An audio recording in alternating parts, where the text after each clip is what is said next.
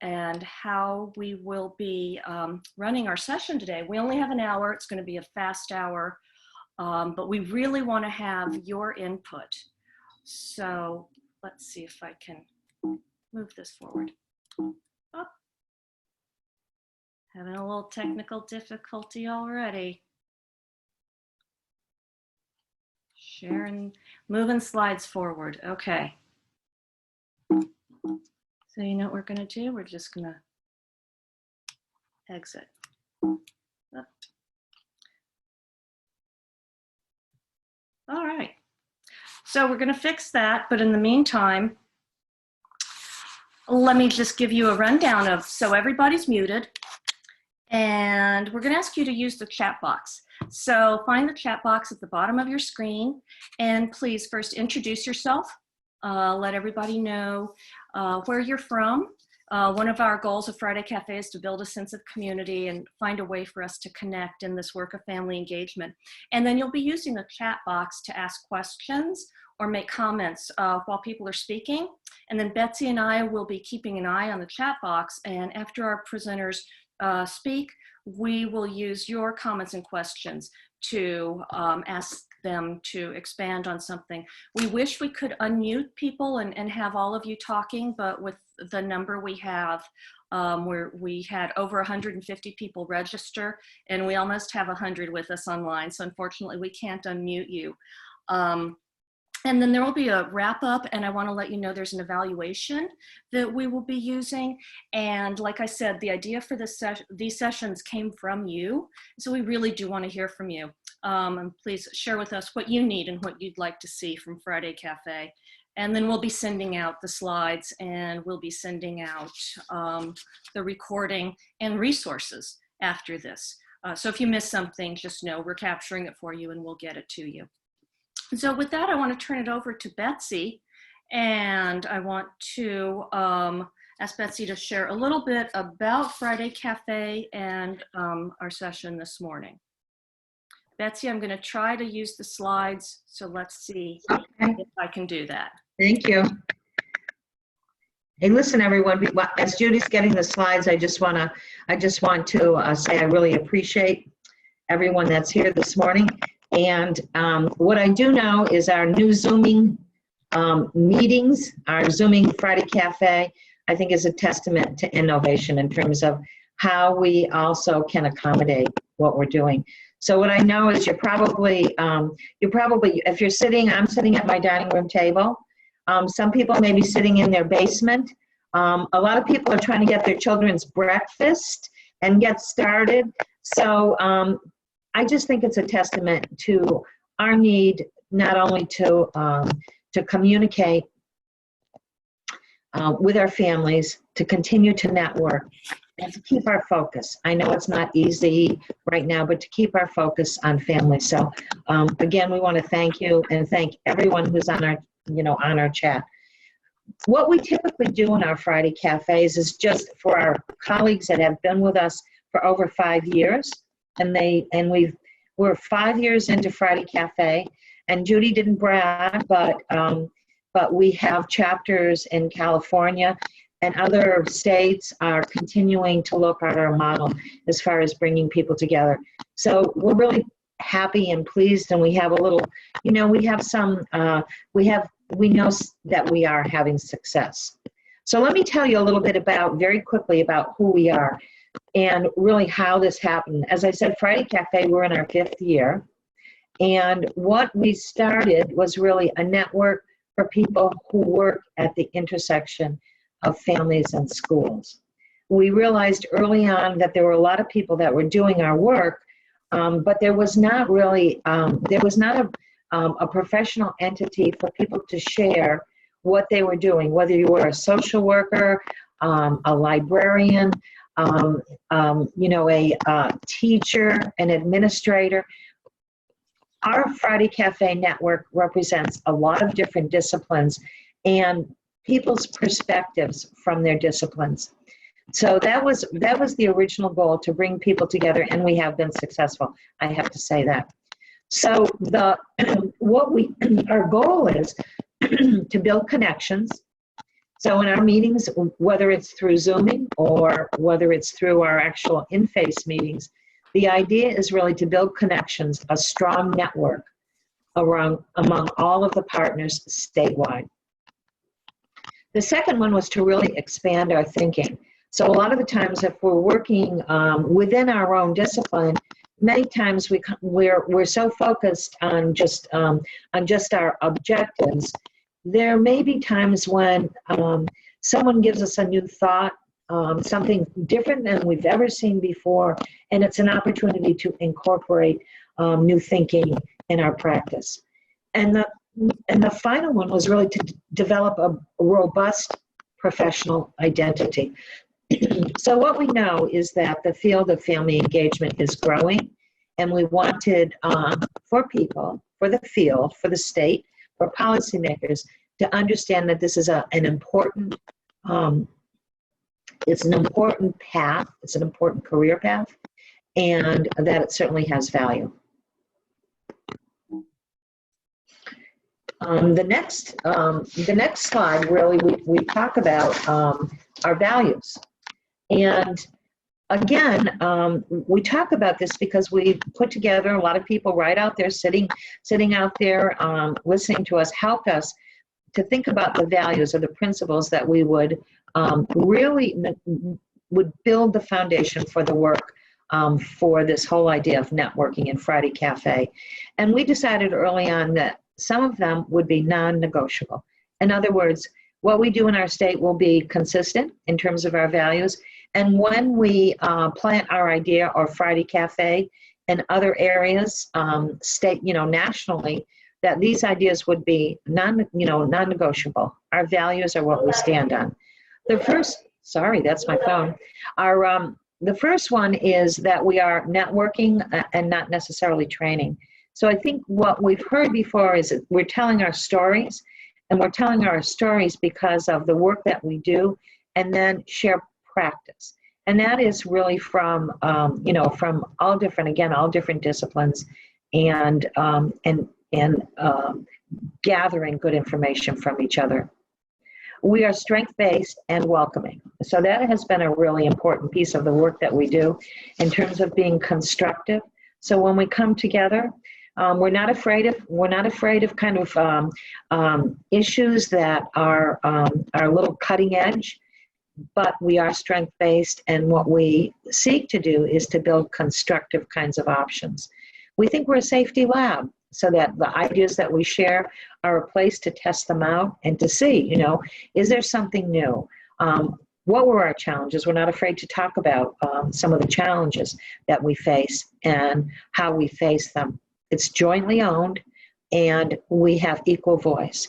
So, in other words, if you're a policymaker in the state, if you're a parent within our state, if you are a teacher within our state, if you're a librarian, everyone has equal voice. A very important piece of what we're doing. And Judy's going to talk a little bit more about our framework in Connecticut. This is the one I love the best, is that we're an engine of generosity. So the ideas that we share are to be taken. We don't hold on to things. If we have a good idea, we're really sharing our ideas, sharing our practice. Come and see us if you need to. Again, that whole idea of kind of using the work and seeing it in live action is really important.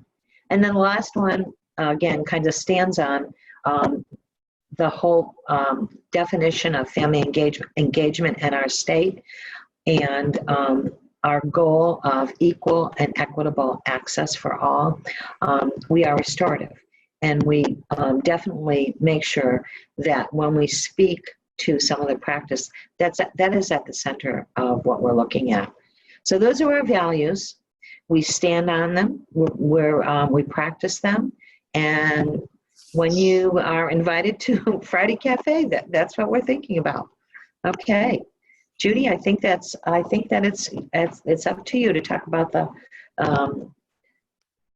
About the framework. about the framework. So we do have a framework for family engagement in Connecticut that was developed with many of you and with families in Connecticut. And so preparing for this session and thinking about the challenges, this unprecedented time, I was looking back at our definition of family engagement, and it really struck me that I think it has a lot of meaning, especially right now.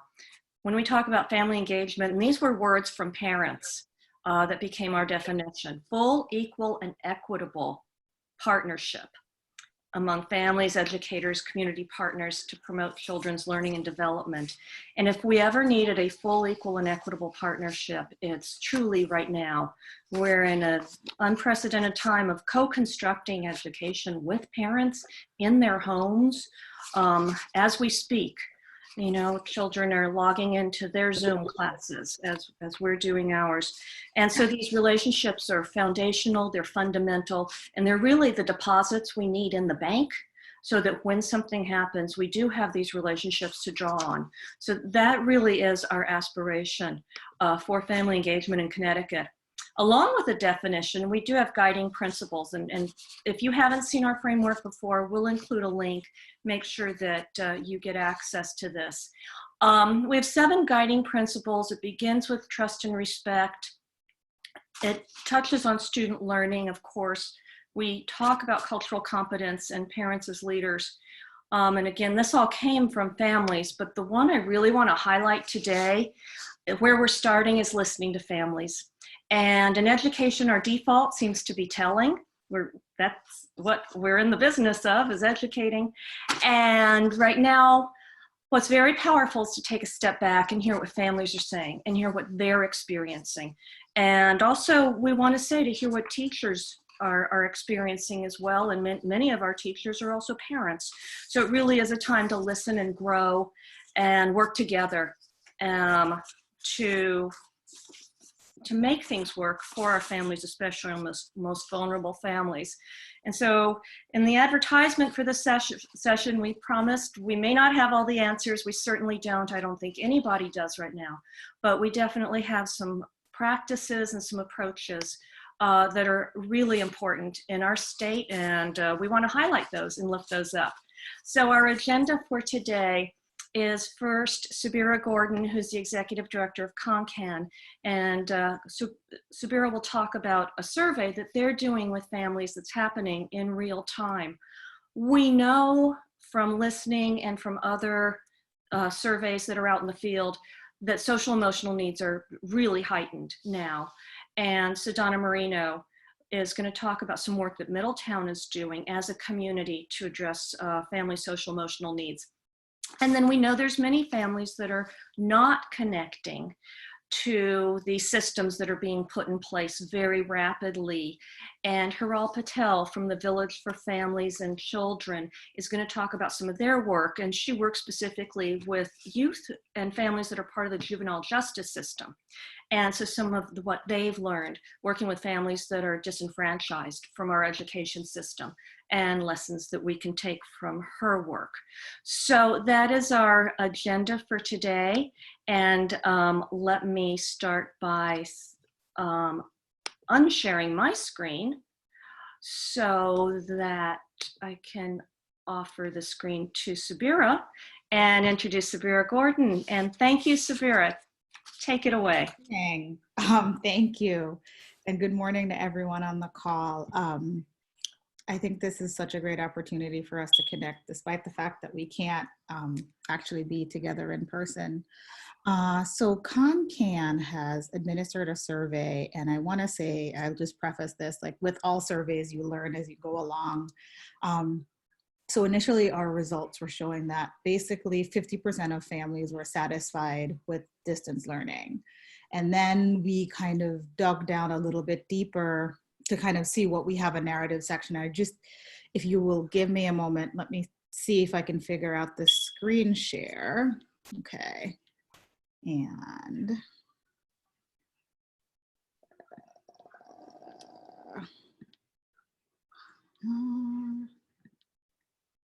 let's see. Can you guys see that? Wait, hold on. Can you see that? Okay. So basically, when you look at what people are actually saying, it is not that they're satisfied. We had initially, when we started this, we did a round and we went through all of the distance learning plans that state that every district had put up on their website. And we saw the disparities where basically in urban areas, it was kind of a link to some websites. And then you saw in suburban areas where teachers were recording videos, kind of just all of the achievement gaps and opportunity gaps that we know to be true were really just showing in the distance learning plans that were put up on the website. And then we basically gave it a couple of weeks because we know that this is a crisis, and immediately districts had to kind of go into crunch mode and do something. And then as we've continued to look over the weeks, we've seen that the information is not consistent. In a lot of places, the district is basically saying this work is not going to be counted, it's just to keep you busy. While in other districts, we're hearing that the schools are saying this is equally as important as when you were sitting here in the classroom. And we just want to make sure that families who are most impacted by this know what's going on and kind of how are they feeling about, as we look into the fall where they may not be getting, kids may not be getting together again, like how are they feeling about this? And this is just a highlight of what was said. Another thing that I want to, we also do the survey in Spanish.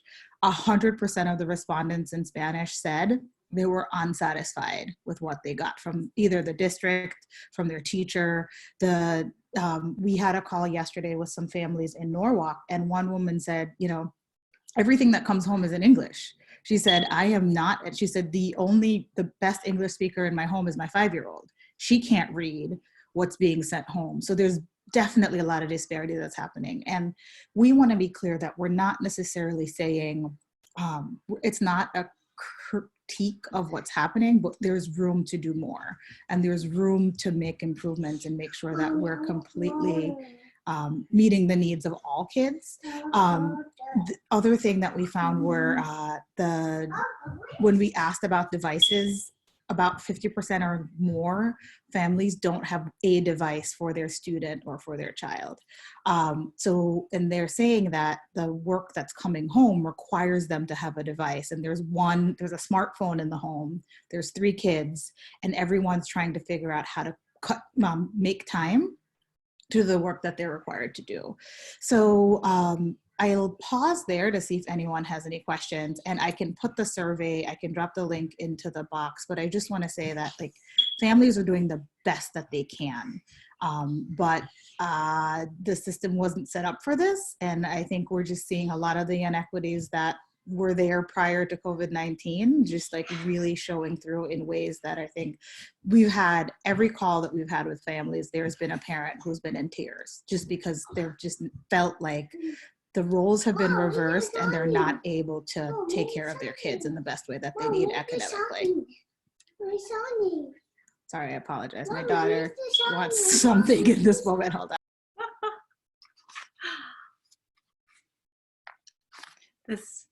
This is the real world of I apologize for that. And working, right?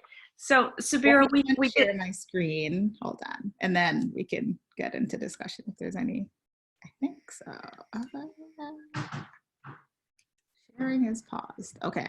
Am I good? Am I not sharing anymore? Perfect. You're still sharing. I am. Oh, hold on. Let's see. This is stop share. There you go. Good. Perfect. Yeah. Okay. Perfect. People are asking questions, and one question we have is how many people so far have responded to the survey, and what communities, and a little bit about that. Yeah, so far we have 115 respondents, and there's been a response from every county. Obviously not every town, but it's all across the state. We've been rolling it out essentially as we're having conversations with communities. We do a follow-up to the survey. We sent an email out with the survey, but our goal is to reach obviously way more people, but so far we're at 115. Okay, and the survey's still open? Yes, I will drop it into the chat box as well. Once I'm done, I'll drop it into the chat box. So. Oh, perfect. Thank you. some folks are just kind of commenting and agreeing about the lack of technology for families to access. And so I'm wondering, so your survey is online. Yes, it is online. And we thought about that, we probably should think of a way to get it into the hands of families, but we actually haven't figured out how to solve for that yet.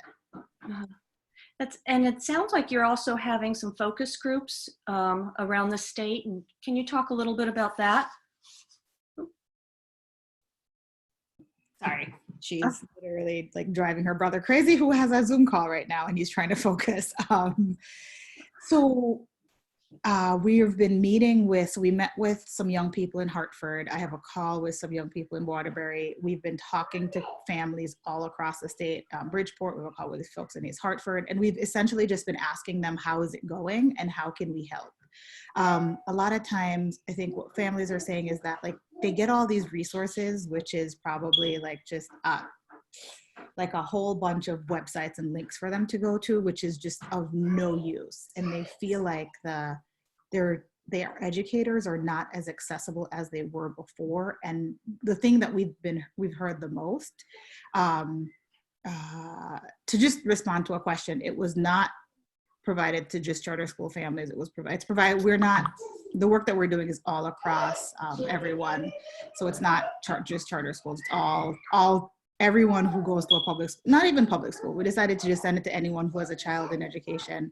So it went to all families. The thing we've heard the most that people want is a rapid response line. And we're going to be talking to the State Department of Education about that. We've heard time and time again, I'm stuck on a math problem. It's 8 o'clock at night. I don't know where to go and I don't know who to ask. So that's been the thing that we've heard the most, is just like people want that on-demand resource for just to be able to answer questions that they have academically, because I think the social workers have done a really good job to make sure that they're accessible and they're available. But a lot of families have said they feel like their academic needs are not being met in this moment. Mm-hmm, mm-hmm. That's great. Well, thank you. We are going to capture everything that's coming through the chat box, and people are sharing some really great ideas about how to get the survey out. For instance, connecting with after-school programs. And so I think that's something that through my office, we can help to make some of those connections. And it sounds like people that are with us today also would like to help promote the survey and share it with their families. One person suggesting making it available to text to families. So we have some really innovative ideas. I like that. I don't know how much we have access to people's phone numbers, but I think that's a really good idea. We should deliver it by text. All right. Well, thanks, Sabira. So we're going to transition to Donna Marino. And let me introduce Donna. I think, Betsy, you're going to introduce Donna. So that's me, and I'm introducing Donna Marino, a colleague over many years, and Donna's been doing some amazing work. I'm going to let her really talk about her work and some of the things that she may even have. There may even be a few little nuggets in there of work that people are asking about in terms of resources throughout our state. So Donna, I'm going to turn it over to you.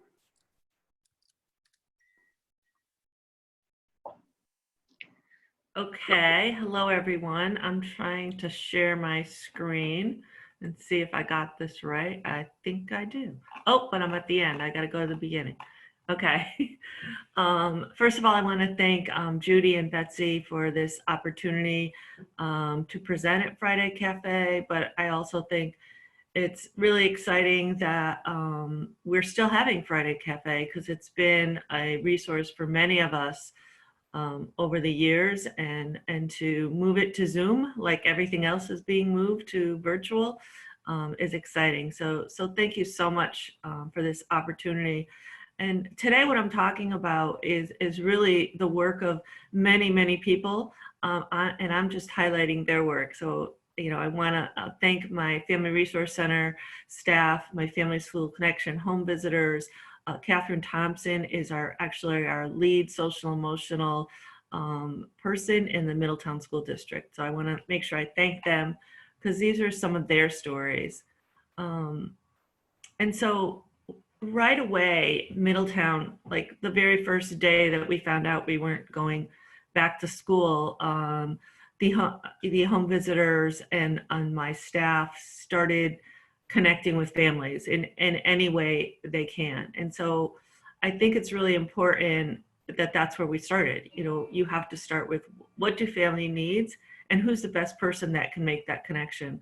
So right away, they started checking in with families through phone calls, through emails, through text messages, any vehicle they could. They were checking in with the families that they normally worked with. And really it had to start with addressing those basic needs. About 2 weeks in, we did go to home learning for all of Middletown schools. But initially it was more addressing the basic needs of parents and children and families. So that's really where we started. And so some of the stories, some of the things that we've heard, this is just a combination of many different people. And what they needed is, they needed to know first have food. And so, we have the grab and go sites where they can have food. But the very first weekend, that very first week, we gave out so much food at 4 sites for breakfast and lunch. We realized right away that, families are going to need food on the weekends. So with partnership, our restaurants and our different foundations all came together, and we gave all the restaurants, took a site, and we opened our food for the weekend, and they gave out food all weekend long. And then after that, we knew that we had to continue that. So every Friday, there's an opportunity to get meals for the weekend. So that was like our very first thing. But then what we saw is, we have these grab and go sites, but we also know from parents that some of them didn't have transportation to get to this site. So there was, in our first announcement, an email that said, you can email mealassist@mpsct.org. But a lot of people didn't see that at the very bottom. So that's something that, our home visitors did, where they reinforced it and they held up people's hands to, oh, you can get someone to deliver meals to your home. Did you know that? But so it's so important during this time that we're sending out lots of information. We as professionals need to help filter that information. We need to repeat it over and over again and hold someone's hand to make sure they are connecting. The other thing our district does is every Sunday at 11 and 6 p.m., we have an opportunity for parents to either sign on to Zoom or Facebook Live and hear from our technology department. And they tell the latest things in home learning. And once again, we have techassist@mpsct.org. And we have a phone number that parents can call in for help with technology. But these ongoing multiple vehicles of communicating are just so, so important. But once again, when we talk to parents, some of the other things that they said is they were missing social interactions. So I know that we're still running our Parent Leadership Training Institute class online and on Zoom. And we also instituted another day of just social chat time.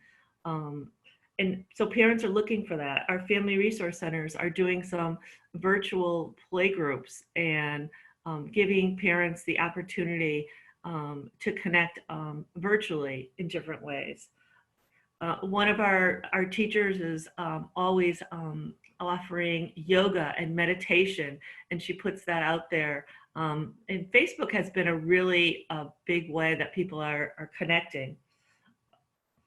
We are sending out take-home packets to our families, so to give them some of the supplies that they might need.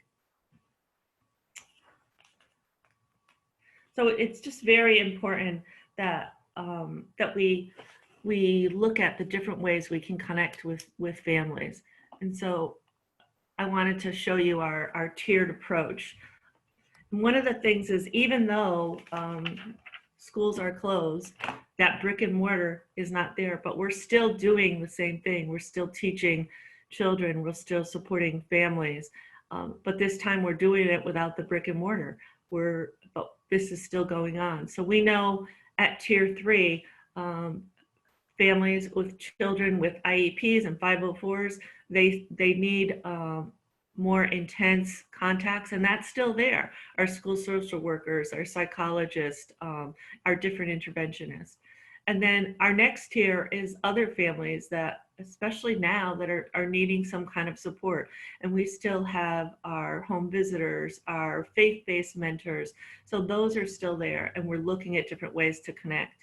And then, you know, it's also one of the feedbacks that we heard is, wow, everyone's getting connected to if they were always getting connected. But how about us? We never asked for anything before. So we all need some kind of support and some kind of connection. So I think it's very important that at each school that they look at those tiers. But I thought the most profound thing that that was said to me is, we're still doing what we did before, but without the bricks and mortars. So think about that. Look at what you're doing in your district, and how do we shift it and change it a little and bring it to families without that building around them. So I want to thank you for the time, and I can take any questions.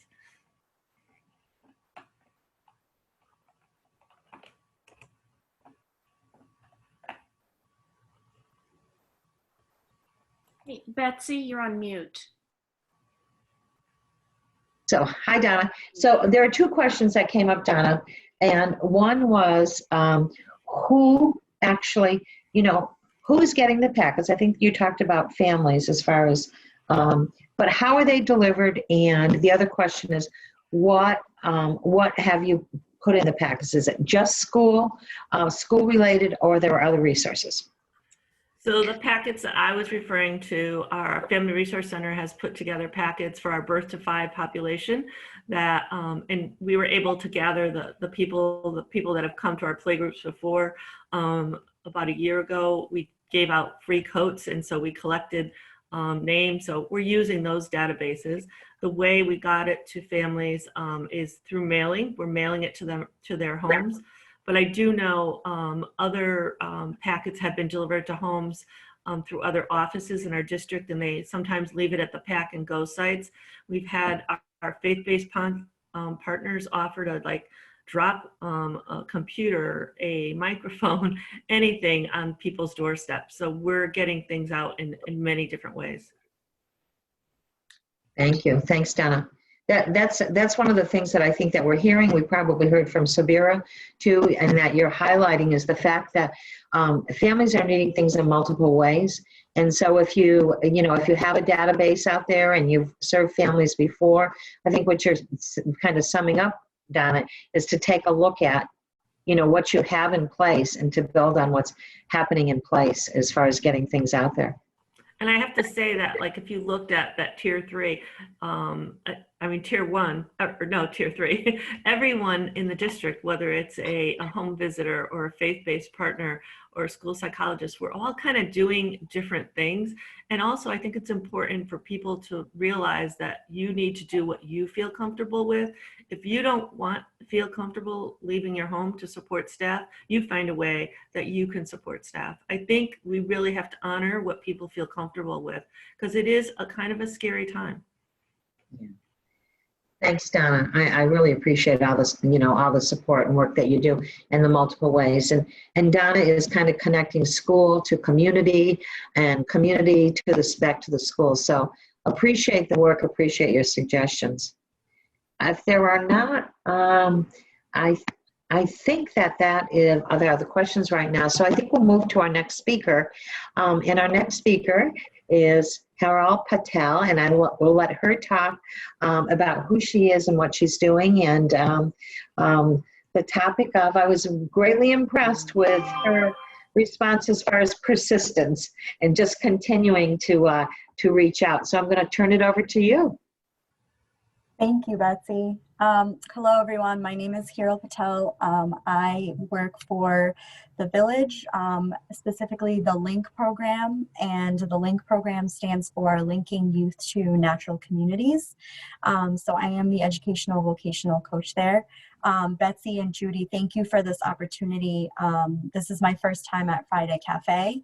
And so I'm really looking forward to making this a regular thing so that we can all connect and share resources.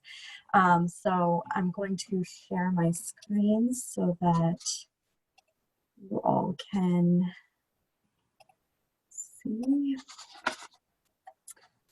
Is everyone able to see my screen? Okay. So let's see. So just a little bit about LINK. LINK is a center-based program for court-involved youths. We work with ages 12 to 17, and their families. So we have a team that supports youth in making sustainable behavioral changes so that once they are transitioning to 18 and past that, they're able to be independent and they're able to learn skills that we teach them at the program so that they can be independent. A lot of those programs, a lot of those groups are evidence-based, evidence-informed services. We deal with culturally and gender responsive groups, also trauma-informed and responsive, and like Betsy said earlier and Judy said earlier, strengths-based as well. So one of the things that we found that listening to families had a lot to do with being persistent, and that was one of the biggest things.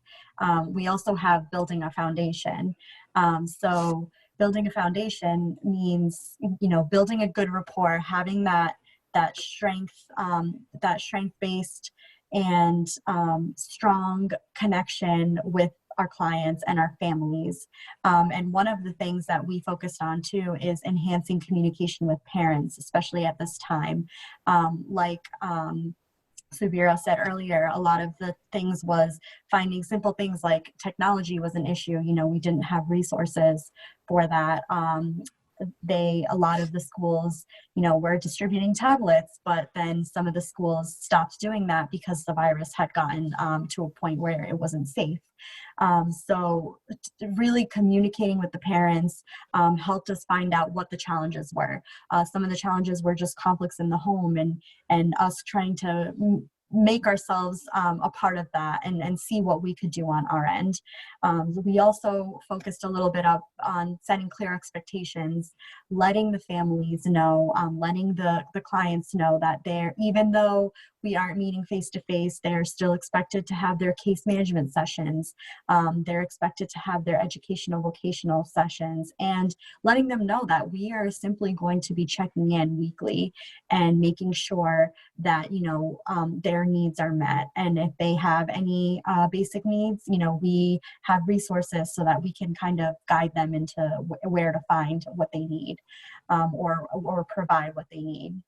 But going back to the not giving up part, just basically just trying different methods. Some people prefer talking on the phone. They prefer texting. Some people are open to having FaceTime conversations and sessions, and just really being persistent and saying that this is, part of their plan, that they come to the program and we have a plan, and upon successful completion, we're not putting any of their plan at pause because of this pandemic. And then that also leads me to working as a team. So we always like to say teamwork makes the dream work. So because we are a multidisciplinary team, we work as a team and we push client engagement.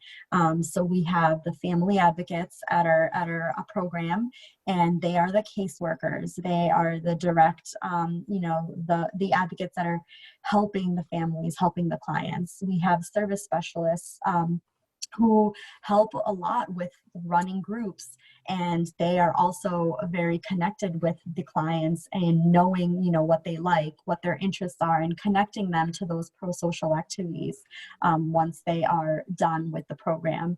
And then the educational vocational coaches, they provide the educational, the vocational piece. They provide, you know, building on their skills, also running groups, but you know, simple things like employ job readiness or learning different life skills. So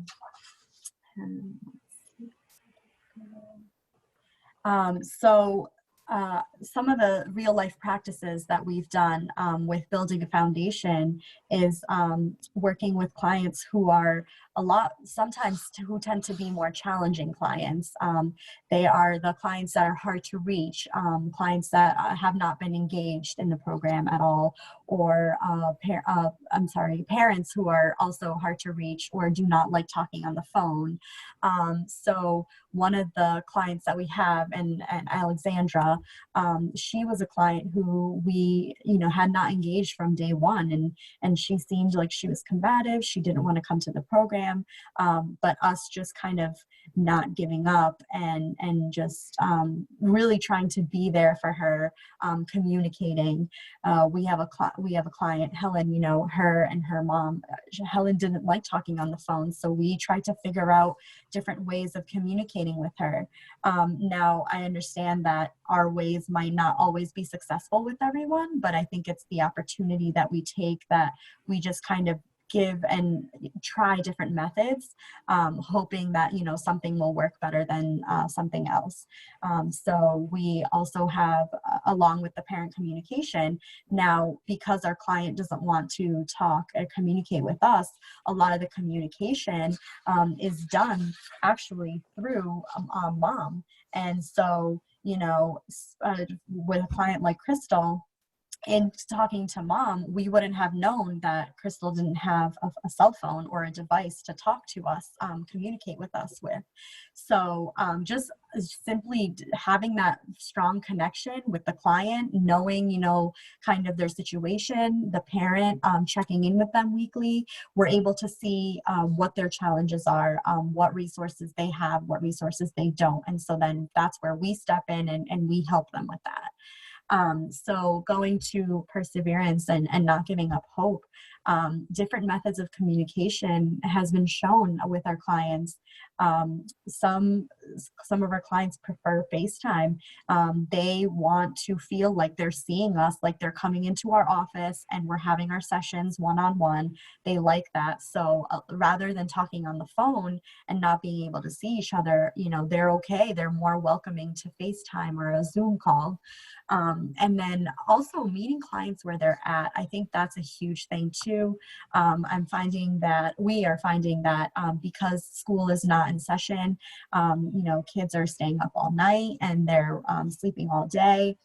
And because we work during the day and we try to reach them during the day, a lot of these kids are not answering their phones. They're not attending their sessions. So I think meeting clients where they're at is, you know, just kind of having this idea that, okay, well, we might be working 9 to 5 or, you know, during the day, but maybe taking some time out in the evening, if that's possible, to reach out and to see if we can get engagement or if we can reach them. I think that's been working well for some of us. You know, some clients will say, oh, I'm too busy to talk, you know, or you know, and really they're not doing much. So just again, checking in and seeing, you know, what their challenges are. And then that also leads me to the teamwork piece. Because we have certain members of our team that facilitate groups with a lot of these clients, they tend to have a stronger, you know, a rapport with them. And sometimes rather than hearing from the family advocate or an educational vocational coach, you know, just about checking in, sometimes they might prefer the service specialist reaching out to them and just checking in and doing like a quick session on, you know, whatever is planned for them. I think that is a huge piece. And again, like there is a chance that some of these methods might not work, but we found that that these three pieces are, I think, the most realistic in our situation currently. And then just again working together and not giving up. I think that that's the biggest piece here. So I don't know if anyone has any questions, but We do. We have a couple of questions for all. One question is, can you say more about how you all define natural community? sure. So natural community is, you know, just the community, the society. So a lot of our clients live in different areas. What natural communities is, you know, your local, what's available to you outside of, you know, like it could be your neighborhood, the schools, it could be anything within where you live. I think that a lot of times when our clients are put in this category of being a part of the juvenile justice system, the transition period tends to be difficult a lot. So, you know, some of them have been in detention centers and now they're on a probation period. So once they're trying to get back into the community, what's the natural community is anything that's pro-social, that's going to help them sustain their behavioral changes that they're going to learn at the LINK program. So hopefully that helps a little bit. That's great. And it actually makes me think of something. I want to bring Donna back in for a minute. And Donna, when we were talking earlier, you mentioned some of the work you do in Middletown that had a very similar feel about finding that social web and finding somebody who knows the family.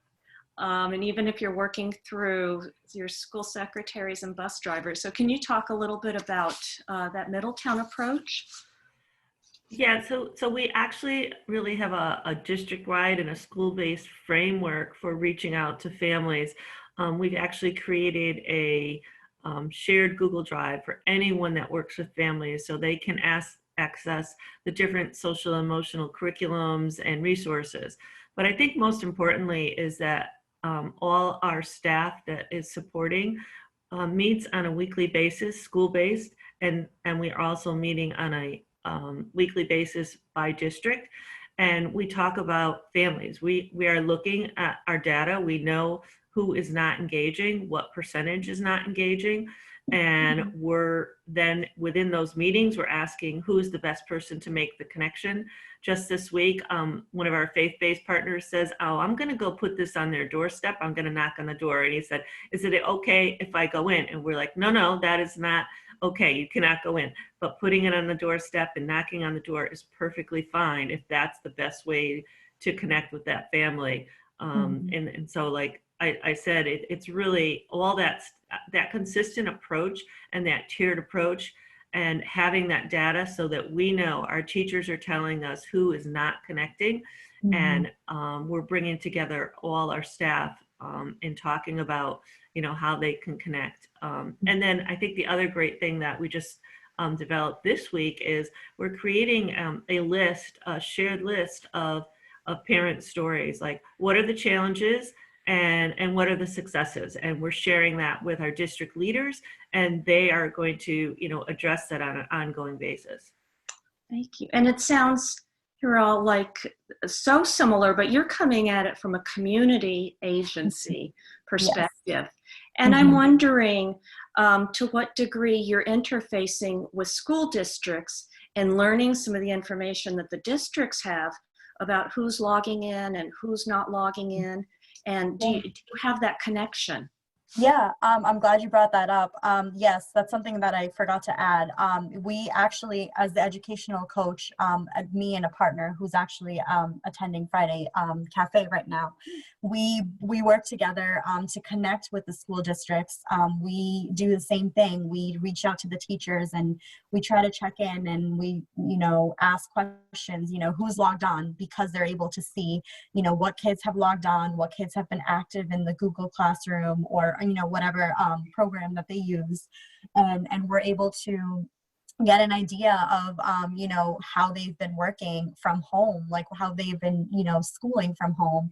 And then some of the kids we're finding out are having difficult creating a schedule for themselves. So something that, we've offered to do is putting together a schedule for them and just speaking with them about, like their daily schedule, and just saying, put this time aside for yourself to do your schoolwork, and then, we'll check on your progress next week.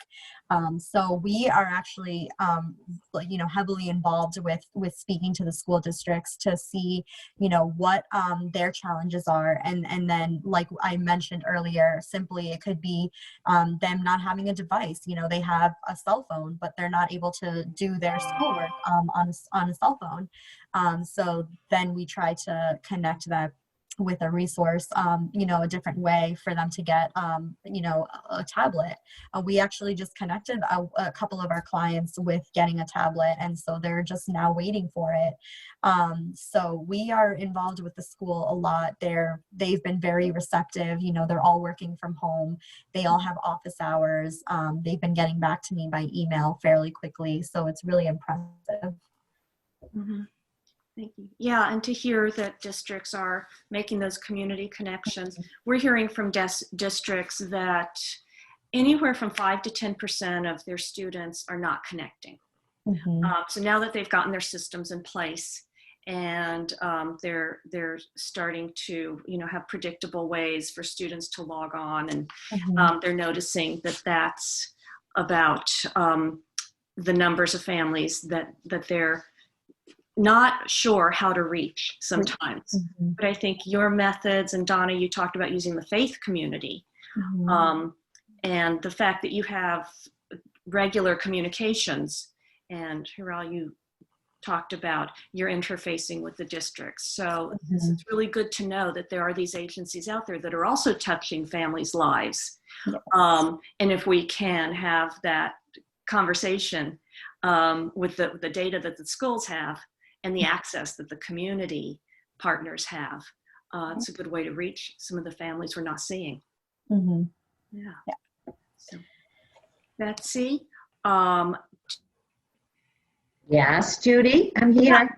Betsy, do you have any questions? We're going to go into wrapping up and talking about next steps. There were a few other questions, but I think that what we can do is, one specific question, and we can probably take that one a little bit later on, is, does your staff have flexible hours?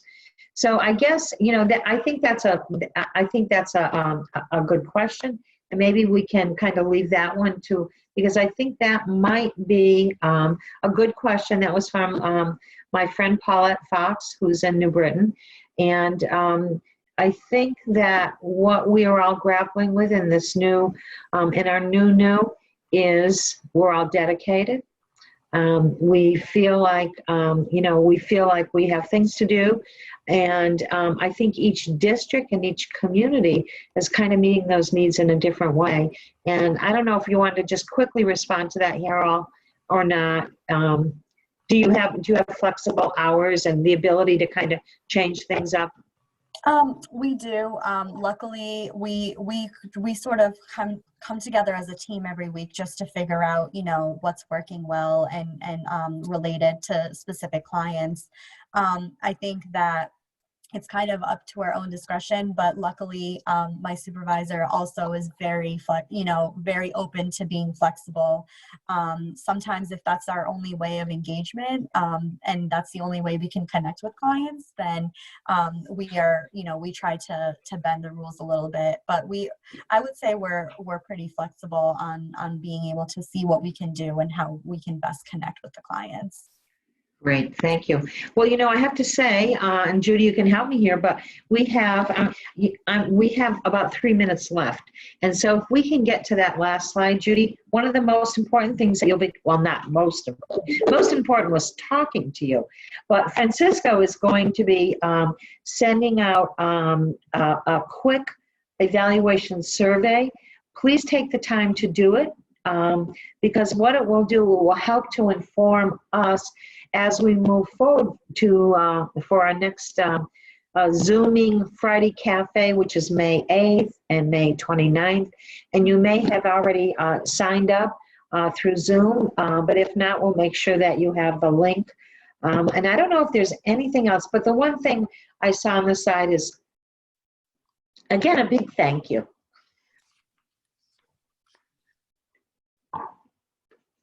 You know, for all the people who are consistent and moving forward.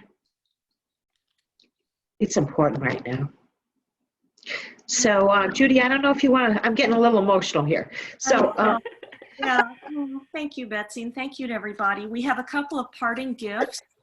And one is we just put in the chat box, yet another list of resources. So we all talked about how we are on resource overload, but I did want to tell you in this list that, that I've compiled, there's some resources for people who are working, not just families, but people who are working with families.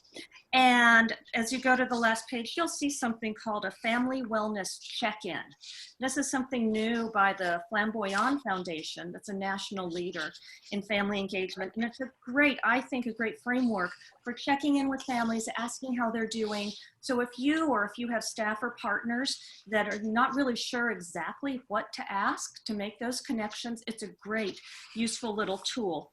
And then our other parting gift is when we can see you in person and actually give you a big hug.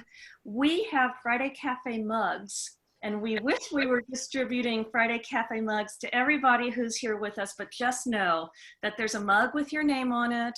And as soon as we can be together, IRL, in real life, as my teenager says, we really want to give you a mug and a hug. So please do fill out your evaluation. Let us know other questions, other issues you would like us to address in these sessions. And we thank you, for all of the work you're doing to help our families, and please stay safe and take care of yourselves. Okay. All right. thank you. Thank you.